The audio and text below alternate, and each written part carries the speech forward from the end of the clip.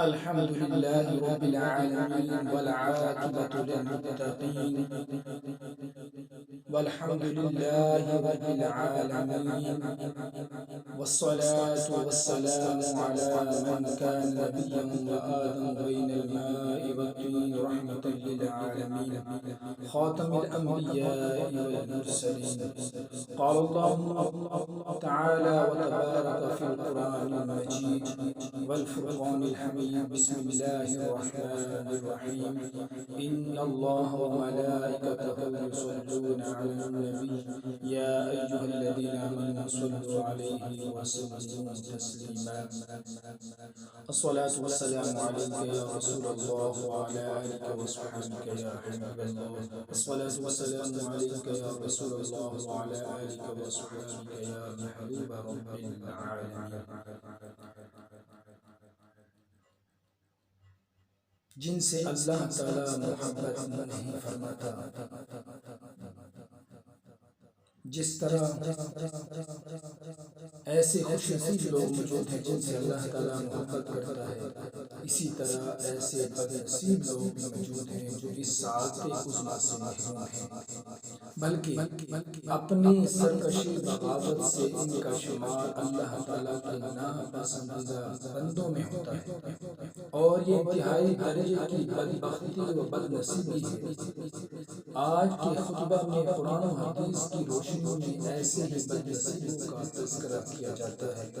مقصود اس تذکرہ سے یہ ہے کہ ایسے تمام امور سے احتراز کیا جائے جو اللہ تعالیٰ کی محبت سے محرومی کا باعث ہے۔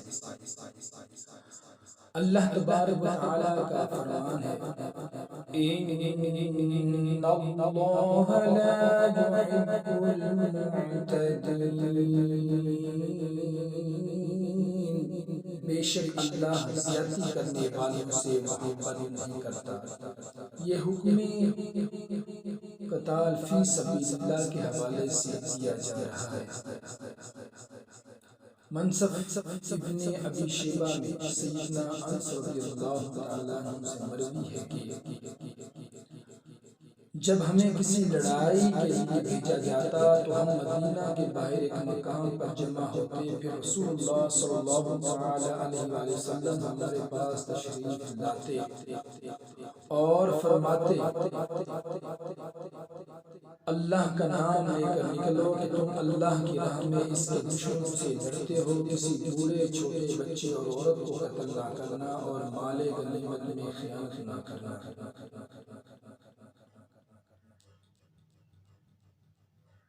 یعنی اس کو بھی قتل مت کرنا جو تمہیں صلح کی پیشکش کرے اور لڑائی سے ہاتھ کھینچ لے۔ اگر تم نے ان امور کا ارتکاب کیا تو تم نے زیادتی کی۔ مقام غور ہے کہ قرآن قتال اللہ کے دشمنوں پر بھی زیادتی سے روکا جا رہا ہے۔ کہا جا رہا ہے کہ ایسے کرنے والوں سے اللہ محبت نہیں کرتا۔ پھر ایک مسلمان دوسرے مسلمان کو کسی بھی حوالے سے زیادتی کا نشانہ کیسے بنا سکتا ہے؟ یقیناً ایسے زیادتی کرنے والے لوگ اللہ تعالیٰ کی محبت سے محروم ہیں۔ اللہ تبارک و تعالیٰ کا فرمان ہے، وَاللَّهُ لَا يُحِبُّ كُلَّ كَفَّارٍ أَثِيمٍ، اور اللہ انہیں محبت فرماتا ہر ناشکر گنہگار سے۔ دراصل جس آیت کا حصہ ہے اس میں صدقہ کے وفائد اور سود کے نقصانات کی طرف اشارہ کیا گیا ہے۔ مکمل آیت یوں ہے، يَمْحَقُ اللَّهُ الرِّبَا وَيُرْبِي الصَّدَقَاتِ وَاللَّهُ لَا يُحِبُّ كُلَّ كَفَّارٍ أَثِيمٍ۔ اللہ سود میں کمی کرتا رہتا ہے اور صدقات کو بڑھاتا رہتا ہے، اور اللہ ہر ناشکر گنہگار سے محبت نہیں فرماتا۔ اس آخری جملے کی سود کی صدق کے ساتھ لازمی مناسبت ہے۔ وہ اس طرح کے سود خور اللہ کی تقسیم پر راضی نہیں رہتا، اور اس کے لیے جو رزق حلال کسب جائز اور معاش مقرر کیا گیا ہے اسے کافی نہیں جانتا، بلکہ لوگوں کا مال ناحق کھانے اور ناپاک ذرائع آمدنی کے ذریعے مال حاصل کرنے کی کوشش میں لگا رہتا ہے۔ لہٰذا وہ اللہ تعالیٰ کی طرف سے اپنے اوپر کی ہوئی نعمتوں کا ناشکر ظالموں گنہگار ہے جو لوگوں کا ناحق مال کھاتا ہے۔ معلوم ہوا کہ اللہ تبارک و تعالیٰ کی اطاعت سے باہر نکل جانا، حقوق العباد کا خیال نہ رکھنا بھی شکر گزاری کے خلاف اور گنہگار کا کام ہے، گناہ کا کام ہے، اور یقیناً ایسے لوگ اللہ تعالیٰ کی محبت سے محروم ہیں۔ اللہ تبارک و تعالیٰ کا فرمان ہے وَاللَّهُ لَا يُحِبُّ الظَّالِمِينَ، اور اللہ نہیں محبت فرماتا ظالموں سے۔ ظلم کا مفہوم بڑا وسیع ہے۔ ظلم کی تعریف یوں کی گئی ہے کسی بھی چیز کو اس کے لائق مقام کے علاوہ کسی اور مقام پر رکھنا۔ یہی وجہ ہے کہ قرآن مجید میں شرک کو ظلم عظیم کہا گیا ہے۔ اللہ تبارک و تعالیٰ کا مقام و مرتبہ یہ ہے کہ اللہ کو ایک مانا جائے، اگر اس کے ساتھ کسی کو شریک ٹھہرایا گیا تو یہ ظلم ہے۔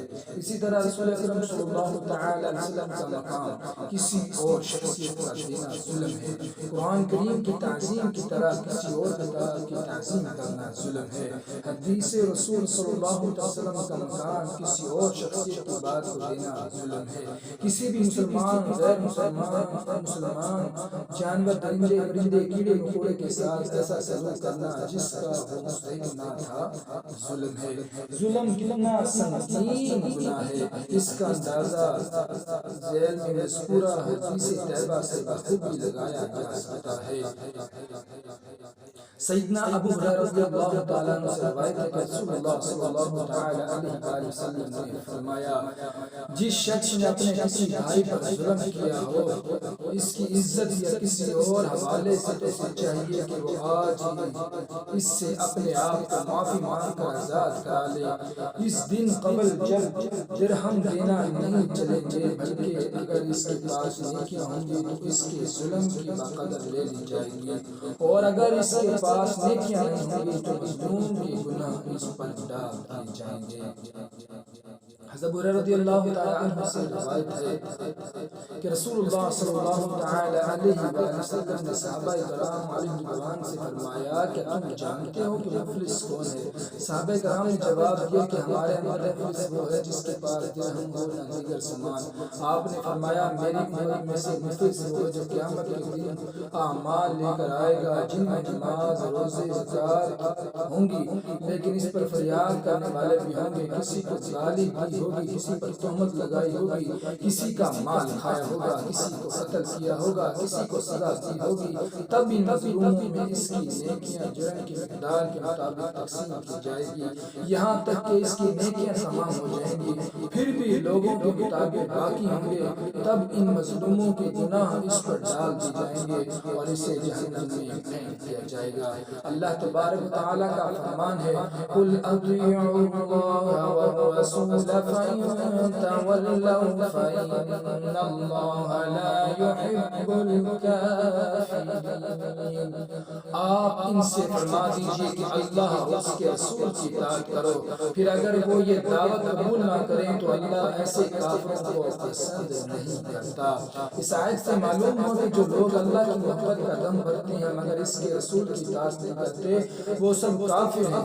اس آیت کے مخاطب اہل کتاب اور کفار و مشرکین ہی نہیں بلکہ مسلمان بھی ہیں، کیونکہ مسلمانوں میں بھی ایک طبقہ ایسا پیدا ہو چکا ہے جو صرف قرآن ہی کی ہدایت کے لیے کافی سمجھتا ہے، رہا قرآن پر عمل کر کے دکھانے کا وہ طریقہ جو رسول صلی اللہ تعالی علیہ وسلم نے اپنی امت کو دکھایا تھا، یہ لوگ اس کے مستثنیٰ ہیں۔ ان کا دعویٰ یہ ہے کہ قرآن پر ہر دور کے تقاضوں کے مطابق عمل کیا جانا چاہیے اور کیا جا سکتا ہے۔ یہ لوگ بھی آیت کی رد سے کافر ہیں، خواہ وہ خود کو مسلمان کہلوانے پر اتنے ہی مصر ہوں۔ اس طرح جو لوگ رسول اللہ صلی اللہ علیہ وسلم کی اطاعت کے ساتھ کسی نئے نبی کی اطاعت بھی ضروری سمجھتے ہیں وہ بھی کافر ہیں، خواہ وہ خود کو مسلمان کہلوانے پر کتنے مصر ہوں، کیونکہ آپ خاتم النبیین صلی اللہ علیہ وسلم ہیں۔ معلوم ہوا کہ رسول اکرم صلی اللہ علیہ وسلم کی حدیث، سنت اور ختم نبوت کے منکر بھی اللہ تعالیٰ کی محبت سے محروم ہے۔ اللہ تبارک و تعالیٰ کا فرمان ہے ان اللہ لا يحب من كان مختالا فخورا، بے شک اللہ نہیں محبت فرماتا جو بے غرور فخر کرنے والا سے۔ ایک اور مقام پر فرمایا انہ لا يحب المستكبرین، بے شک وہ نہیں محبت کرتا تکبر کرنے والوں سے۔ غرور، فخر اور تکبر اللہ تعالیٰ کو سخت ناپسند ہے۔ رسول اکرم صلی اللہ تعالی علیہ وسلم کا فرمان ہے وہ شخص جس کے دل میں رائے کے برابر تکبر ہے جنت میں داخل نہیں ہو سکتا۔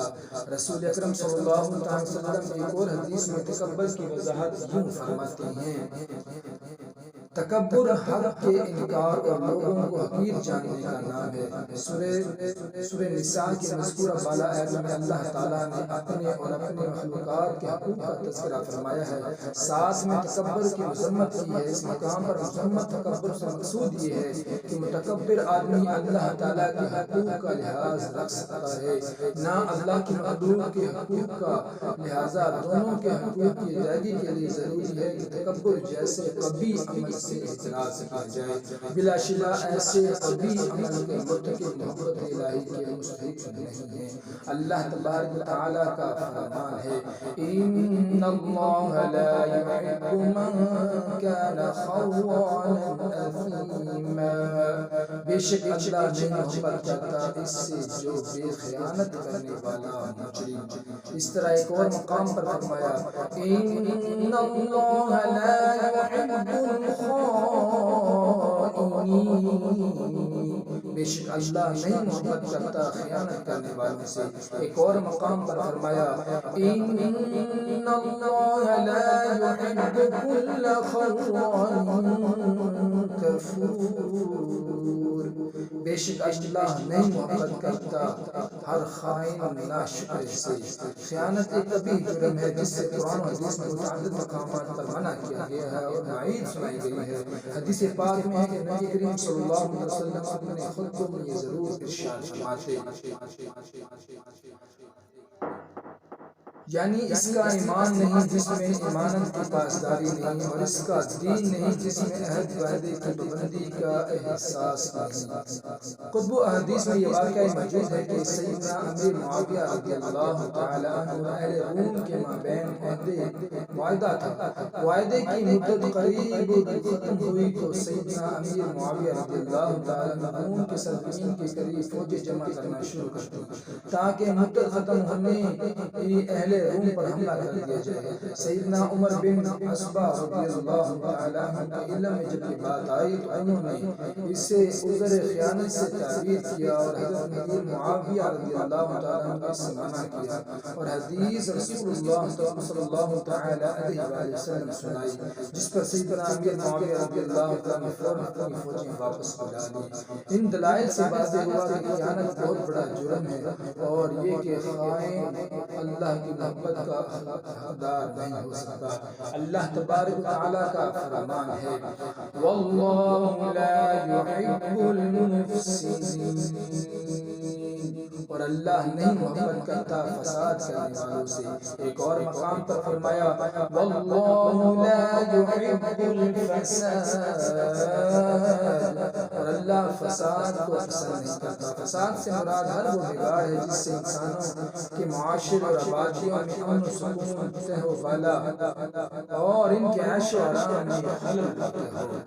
قرآن کریم میں کچھ فسادیوں کا تذکرہ ملاحظہ ہو وَإِذَا قِيلَ لَهُمْ لَا تُفْسِدُوا فِي الْأَرْضِ، اور جب کہا جاتا ہے انہیں کہ نہ فساد کرو زمین میں، وَلَا تَبْغُوا الْفَسَادَ فِي الْأَرْضِ، اور زمین میں فساد کا متلاسی نہ بننا، وَكُنْتَ مِنَ الْمُفْسِدِينَ، اور تھا تو فسادیوں میں سے وَكَانَ فِي الْمَدِينَةِ 9 رَهْطٍ يُفْسِدُونَ فِي الْأَرْضِ، اور تھے شہر میں 9 سردار فساد پھیلاتے زمین میں۔ معلوم ہوا کہ اللہ تعالیٰ کے باغیوں کا پسندیدہ مشغلہ زمین پر فساد پھیلانا تھا، لہٰذا ہمیں ایسے تمام امور سے اجتناب برتنا ہوگا جو فساد کا ذریعہ بن سکتے ہیں، اور اس لیے بھی کہ ایسے بد نصیبوں کے نصیب میں محبت الہی نہیں۔